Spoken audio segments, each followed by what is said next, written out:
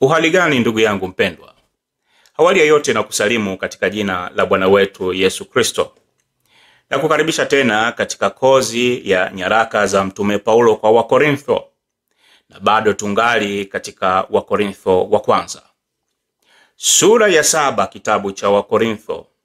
Mstari kuanzia wa 10 mpaka wa 16. Mtume Paulo anajadili mada inayohusu talaka. Lakini somo letu leo litatoka katika kuanzia mstari wa 10 mpaka wa 11 ili kuweka msingi wa mada hii. Tusome mstari wa 10 mpaka wa 11. Anasema, lakini wale waliokwisha kuoana na waagiza, wala hapo si mimi ila Bwana, mke asiachane na mumewe, lakini ikiwa ameachana naye na akae asiolewe, au apatane na mumewe, tena mume asiachane na mkewe. Katika aya ya 11 anatoa maagizo, lakini anasema wala hapo si mimi ila Bwana. Anachomaanisha hapo ni kwamba amri hii tayari ilikwisha kutolewa na Kristo na ipo katika maandiko. Anawakumbusha kuwa si mke wala mume anayetakiwa kuachana na mwenzake. Amri hiyo ya Kristo tunaipata katika Mathayo sura ya 19 mstari wa 6, nayo inasema, aliyowaunganisha Mungu mwanadamu asiwatenganishe.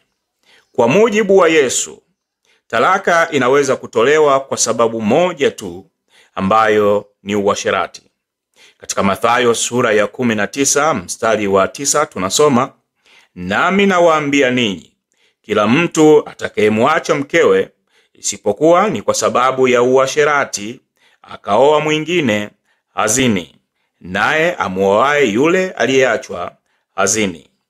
Pia kwa muda wako unaweza kusoma Mathayo sura ya 5 mstari wa 31 mpaka wa 32, Marko sura ya 10 mstari wa 1 mpaka wa 12, Luka sura ya 16 mstari wa 18, na Warumi sura ya 7 mstari wa 1 mpaka wa 3. Kwa hiyo, kulingana na maandiko, haiwezekani kuvunja ndoa kwa kosa tofauti na uasherati. Lakini kwa sababu fulani, inaweza kuwa sababu hiyo ni tofauti na uasherati, ikatokea wanandoa hawa wakaamua kuachana. Mtume anasema ikiwa hilo litatokea, basi mwanamke au mwanamume hatakiwi kuoa mke au kuolewa na mume mwingine, waendelee kukaa vivyo hivyo, ama hilo likiwashinda, basi waweze kupatana.